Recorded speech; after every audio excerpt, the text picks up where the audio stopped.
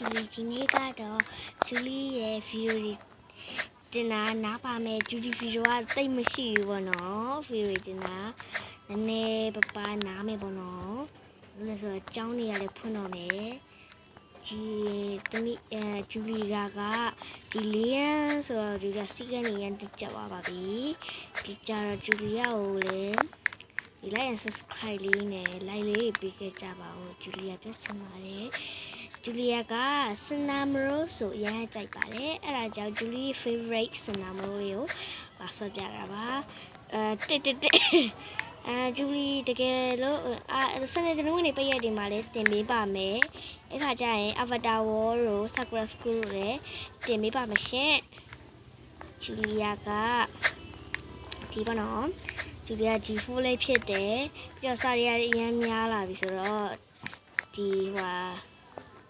စာရီအတွက်နည်းနည်းစီကန်းလေးထုတ်ရပါတယ်ပြီးတော့စာရောင်းမိနစ်နဲ့ထိုင်နေပေါ့နော်အဲ့လိုလေးလုပ်ကြပါတယ်အဲ့ရှိပါဂျူလီယာတိတ်ပြီးတော့ဖြစ်ပါတယ်အဲ့ဒါကြောင့်ဂျူလီယာဒါလေးလာပြပြတာပါနော်ဗီဒီယိုလေးလုပ်ပြီးတော့လာပြပြတာပါဒီတိုင်းပြောရင်လည်းမကောင်းဘူးလေကွာဟိုဒီလို game လေးစော့ပြီးပြောလိုက်ရင်မှအရင်ကျင်းတယ်ဂျူလီယာရဲ့ခုမဘူးကကြတော့အပြဒီနေ့ကြတော့အပြမနစ်ကကြတော့အမဲသုံးတာမလို့နေ့ကကြတော့လွဲကောဟိုကအမဲပေါ့နော်အားလုံးကိုချစ်ပါတယ်နော်ဂျူလီယာအဆုံးထိဆော့ပြတော့ပါဘူးဘိုင်ဘိုင်